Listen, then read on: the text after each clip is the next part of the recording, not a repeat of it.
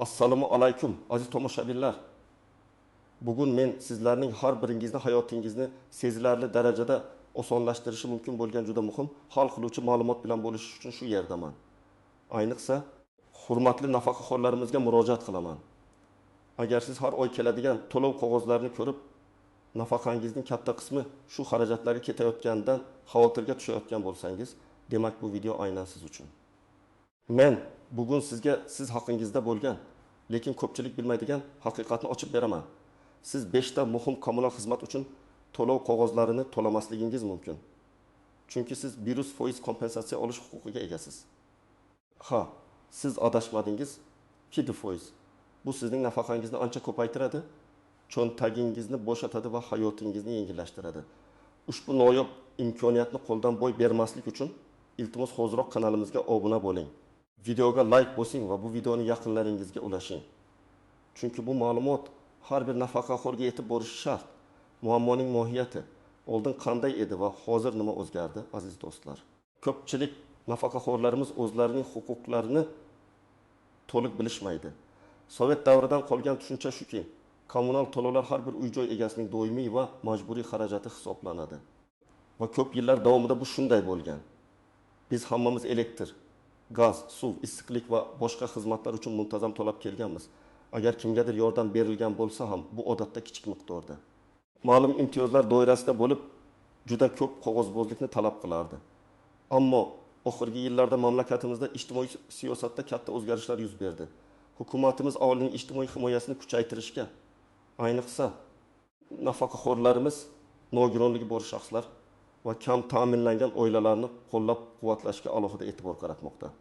Shu sababli bir qator qonun hujjatlari va qarorlar qabul qilindi. Bu hujjatlar nafaqaxo'rlar uchun kommunal xizmatlarga oid ba'zi to'lovlarni 100% gacha kompensatsiya qilish imkoniyatini yaratdi. Aslida bu yangi qoidalar emas, balki mavjud ijtimoiy yordam mexanizmlarining kengaytirilishi va ulardan foydalanish shartlarining aniqlashtirilishidir. Asosiy muammo shundaki, bu imkoniyatlar haqida aholi, ayniqsa nafaqaxo'rlarimiz yetarli darajada xabardor emas. Ba'zida esa ma'lumotlar bor bo'lsa ham, jarayonning murakkabligi yoki qayerga murojaat qilishni bilmaslik sababli foydalana olishmaydi. Bugun men barchasini aniq tushuntirib beraman. Irgisim, siz bilishingiz kerak bo'lganlar. Kimlar xavotirlanishi kerak va kimlar xavotirlanmasligi kerak, keling. Endi eng muhim qismiga o'tamiz. Qaysi 5 ta kvitansiya haqida gap ketyapti va ulardan qanday qilib 100% kompensatsiya olish mumkin? Bu imtiyozlar asosan yolg'iz yashovchi nafaqaxo'rlarga, shuningdek nogironligi bo'lgan shaxslarga yoki og'ir ijtimoiy sharoitda yashovchi oilalardagi nafaqaxo'rlarga qaratilgan ba'zi holatlarda. Ushbu imtiyozlar barcha nafaqaxo'rlar uchun umumiy bo'lishi mumkin, agar ular ma'lum mezonlarga javob bersalar. 1. Qattiq maishiy chiqindilarni olib chiqish xizmati uchun to'lov. Nima bu? Har oyda to'lanadigan chiqindi olib ketish xizmati uchun to'lov har bir kishi uchun belgilangan tarifa asosida hisoblanadi. Nega to'lamaslik kerak? Mamlakatimizda, ayniqsa Toshkent shahrida va boshqa yirik shaharlarda, shuningdek ayrim viloyatlarda yolg'iz yashovchi nafaqaxo'rlar, nogironligi bo'lgan shaxslar va kam ta'minlangan oilalar ro'yxatiga kiritilgan fuqarolar ushbu to'lovdan butunlay ozod qilinishi mumkin. Ya'ni ular uchun bu xarajat 100% kompensatsiya qilinadi. Kimga tegishli? Agar siz yolg'iz yashovchi nafaqaxo'r bo'lsangiz, ya'ni xonadoningizda sizdan boshqa ishlaydigan yoshdagi shaxs yashamasa, yoki siz nogironligi bor nafaqaxo'r bo'lsangiz, yoki siz kam ta'minlangan oila ro'yxatida bo'lsangiz, siz ushbu imtiyozga ega bo'lishingiz mumkin. Kimga tegishli emas, agar sizning xonadoningizda ishlaydigan yoshdagi. Daromadi bor oila a'zolaringiz bo'lsa, ushbu imtiyoz sizga taalluqli bo'lmasligi mumkin. Chunki uy xo'jaligining umumiy daromadi hisobga olinadi. Misol, tasavvur qiling, Stora buvi yolg'iz yashaydi. U har oy chiqindi uchun 10 ming so'm to'laydi. Ammo u ushbu imtiyoz haqida bilmaydi. Agar u tegishli hujjatlarni topshirsa, bu 10 ming so'm uning cho'ntagida qoladi va yiliga 1,20 ming so'm tejaydi. Bu juda katta yordam. 2. Ichimlik suvi ta'minoti va oqova suvlarni chiqarish xizmati uchun to'lov. Muayyan norma bo'yicha. Nima bu? Har oyda iste'mol qilingan suv hajmi uchun va oqova suv xizmati uchun to'lanadigan to'lov. Nega to'lamaslik kerak? Xuddi chiqindi to'lovida bo'lgani kabi, yolg'iz yashovchi nafaqaxo'rlar nogironligi bor shaxslar va kam ta'minlangan oilalarga ichimlik suvi va oqova suv uchun belgilangan minimal iste'mol normasi doirasida to'lovlar 100% kompensatsiya qilinishi mumkin. Bu degani ma'lum bir hajmda suvni bepul ishlatishingiz mumkin. Kimga tegishli yolg'iz yashovchi nafaqaxo'rlar, nogironligi bor nafaqaxo'rlar va kam ta'minlangan oilalar kimga tegishli emas. Agar sizning suv iste'molingiz belgilangan normadan sezilarli darajada oshib ketsa, siz normadan ortiqcha iste'mol uchun to'lashingizga to'g'ri keladi. Shuningdek, xonadonda ishlaydigan oila a'zolari bo'lsa, ularning daromadi hisobga olinadi. Misol, Ahmad bobo har oy suv uchun o'rtacha 25 ming so'm to'laydi. Agar u yolg'iz yashovchi nafaqaxo'r sifatida ro'yxatga olinsa va uning suv iste'moli belgilangan norma ichida bo'lsa, bu 25 ming so'm uning nafaqasiga qo'shiladi. Yiliga 300 ming so'm tejash mumkin. Gaz ta'minoti xizmati uchun to'lov muayyan norma bo'yicha. Nima bu? Tabiiy gaz uchun to'lov. Ayniqsa, isitish mavsumida bu xarajat juda yuqori bo'lishi mumkin. Nega to'lamaslik kerak? Ba'zi nafaqaxo'r toifalari, masalan, yolg'iz yashovchilar yoki nogironligi bor shaxslar, shuningdek, kam ta'minlangan oilalar, gaz uchun belgilangan iste'mol normasi doirasida 100% kompensatsiya olishlari mumkin. Bu ayniqsa qish mavsumida juda katta yordam beradi. Kimga tegishli? Yolg'iz yashovchi nafaqaxo'rlar, nogironligi bor nafaqaxo'rlar va kam ta'minlangan oilalar. Kimga tegishli emas? Agar gaz iste'moli belgilangan normadan oshib ketsa, ortiqcha hajm uchun to'lov o'zingizga tushadi. Shuningdek, umumiy uy xo'jaligi daromadi bu yerda ham muhim rol o'ynaydi. Misol, Dilbar xola qishda gaz uchun o'rtacha 1 ming so'm to'laydi. Yozda kamroq 30 ming so'm atrofida. Agar ushbu imtiyozdan foydalana olsa, qishda katta yordam oladi. Deylik, uning o'rtacha yillik gaz to'lovi 80 ming so'm bo'lsa, bu summaning katta qismi unga qaytarilishi mumkin. Bu yiliga katta miqdorni tejash demakdir. 4. Issiqlik ta'minoti xizmat uchun to'lov. Nima bu? Ko'p qavatli uylarda markazlashgan isitish tizimi uchun to'lanadigan to'lov. Faqat isitish mavsumida amal qiladi. Nega to'lamaslik kerak? Yana bir bor ta'kidlayman, yolg'iz yashovchi nafaqaxo'rlar, nogironligi bor shaxslar va kam ta'minlangan oilalar uchun issiqlik ta'minoti to'lovlari ham 100% kompensatsiya qilinishi mumkin. Bu ayniqsa qishning qahraton sovuqlarida juda katta yengillik. Kimga tegishli? Yuqorida sanab o'tilgan ijtimoiy himoyaga muhtoj nafaqaxo'r toifalari kimga tegishli emas, xuddi boshqa xizmatlarda bo'lgani kabi. Agar uy xo'jaligining daromad darajasi belgilangan mezonlardan yuqori bo'lsa yoki ular boshqa kvartirada yashaydigan oila a'zolari bilan birga bo'lsa, imtiyoz berilmasligi mumkin. Shuningdek, issiqlik xizmatini individual tarzda oladigan uylarda bu tizim biroz farq qilishi mumkin. Misol, o'g'lim aka oilasi bilan birga yashaydi, lekin u yolg'iz yashaydi deb hisoblanadi. Oilasida ishlaydigan a'zolar yo'q. Uning uyiga issiqlik markazdan beriladi va qishda har oy 200 ming so'm to'laydi. Agar u imtiyozdan foydalana olsa, bu pul uning oila byudjetida qoladi. Taxminan 5-6 oy davomida 1 million so'm yoki undan ko'proq pul tejash mumkin. 5. Mahalla to'lovlari, ayrim turdagi kommunal va obodonlashtirish xarajatlari. Nima bu? Bu bevosita kommunal to'lov bo'lmasa-da, ko'pgina mahallalarda obodonlashtirish, umumiy foydalanishdagi hududlarni tozalash, mahalliy infratuzilmani saqlash kabi maqsadlarda majburiy to'lovlar undiriladi. Bu to'lovlar ham ba'zan nafaqaxo'rlarga og'irlik qiladi. Nega to'lamaslik kerak? Hukumat qarorlari bilan mahallalar tomonidan undiriladigan ayrim turdagi majburiy obodonlashtirish va shu kabi to'lovlardan ham yolg'iz yashovchi, kam ta'minlangan nafaqaxo'rlar, nogironligi bor shaxslar ozod qilinishi mumkin. Bu 100% kompensatsiya emas, balki to'liq ozod qilish hisoblanadi. Kimga tegishli? Yolg'iz yashovchi nafaqaxo'rlar, nogironligi bor shaxslar. Shuningdek, mahalla fuqarolar yigirining qarori bilan kam ta'minlangan deb topilgan oilalardagi nafaqaxo'rlar kimga tegishli emas? Agar sizning ijtimoiy holatingiz yuqoridagi mezonlarga mos kelmasa, misol, Gulnora buvi har oy mahalla obodonlashtirish fondiga 11 ming so'm to'laydi. U yolg'iz yashovchi nafaqaxo'r. Agar u shu imtiyozdan foydalansa, bu 11 ming so'm ham unga qoladi. Yiliga yana 1 ming so'm tejash degani. Bu imtiyozlar albatta shunchaki berilmaydi. Ularni olish uchun ma'lum mezonlarga javob berishingiz va tegishli tartibda murojaat qilishingiz kerak. Eng muhim mezon bu sizning ijtimoiy himoyaga muhtoj ekanligingizni tasdiqlovchi hujjatlar, xususan ijtimoiy himoya yagona reyestriga kiritilgan bo'lishingiz. ushbu reyestrga kirish uchun mahalla fuqarolar yig'inlarining saxovat va ko'mak jamg'armalari orqali murojaat qilishingiz mumkin. İki qism qoidalardagi istisnolar. Tuzoqlar va noaniq jihatlar. Endi esa eng muhim qismga keldik. Har qanday imtiyozning o'ziga xos shartlari va suv osti toshlari bo'ladi. Yuqorida aytilgan 100% kompensatsiya har doim ham har bir nafaqaxo'rga shunday shaklda qo'llanilmasligi mumkin. Keling, shu nozik jihatlarni tahlil qilamiz. 1. Daromad chegaralari va ijtimoiy himoya yagona reyestri asosiy shart. Ko'pgina imtiyozlar, xususan yutbut kompensatsiya aynan ijtimoiy himoya yagona reyestriga kiritilgan oilalarga yoki yolg'iz yashovchi shaxslarga beriladi. Bu degani sizning uy xo'jaligingizning umumiy daromadi ma'lum bir belgilangan me'yordan oshmasligi kerak. Agar sizning yoki siz bilan birga yashovchi ishlaydigan oila a'zolaringizning daromadi ma'lum summadan yuqori bo'lsa, siz ushbu reyestrga kiritilmasligingiz mumkin va shu sababli buyuk ba'zi kompensatsiyadan mahrum bo'lasiz.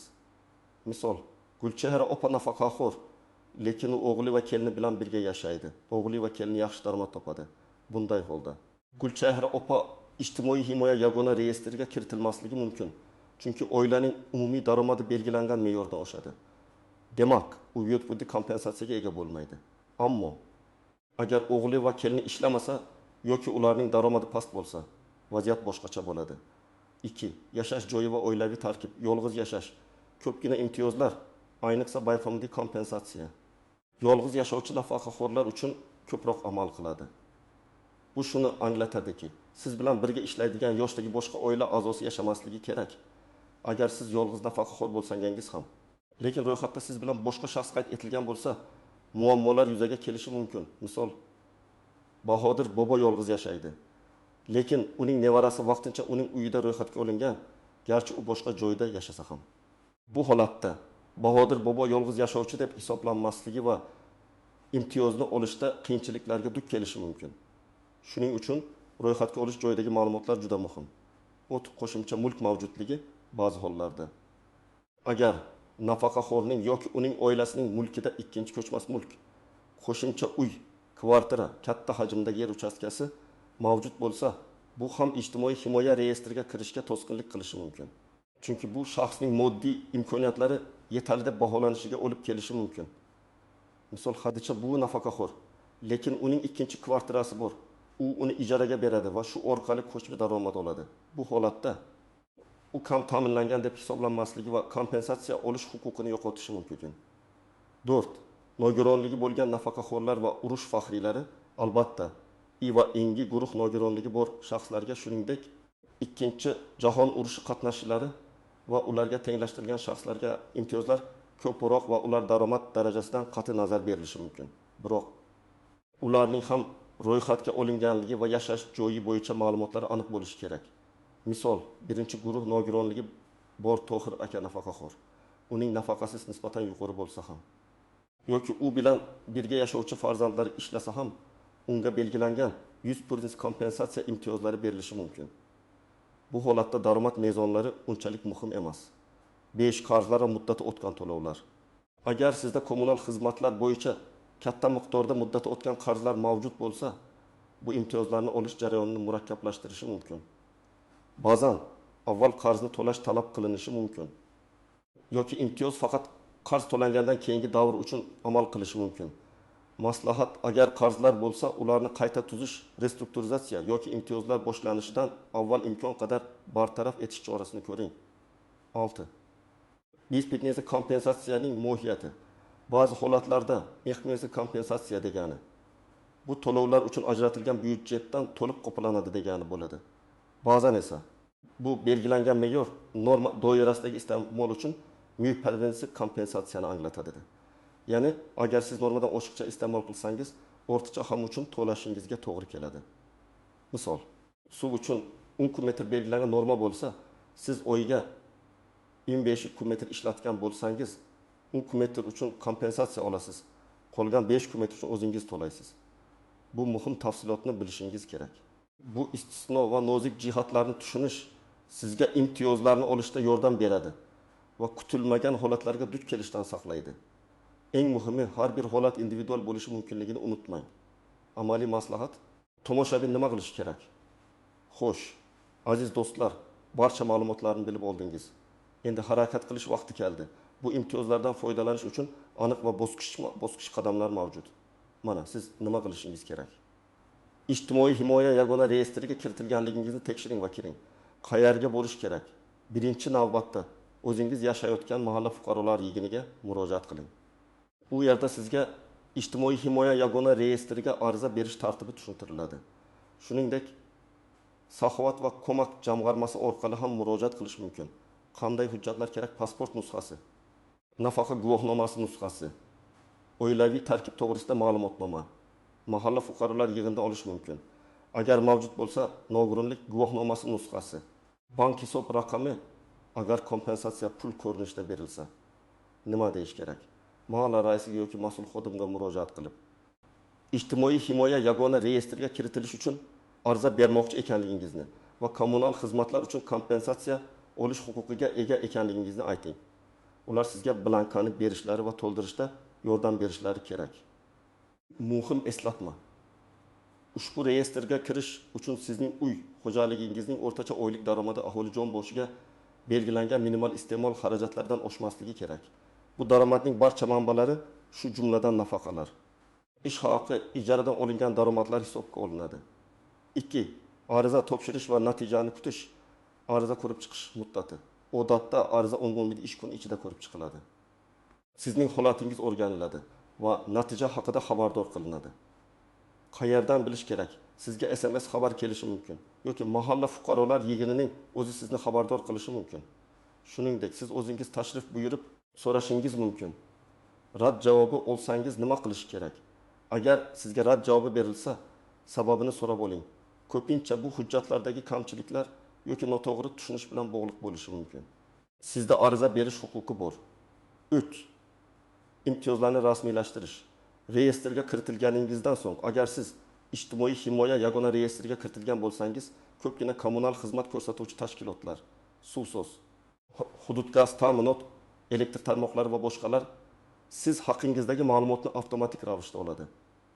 Shundan so'ng sizning kvitansiyalaringizda avtomatik ravishda tegishli chegirmalar yoki nol qiymatlar aks etishi kerak.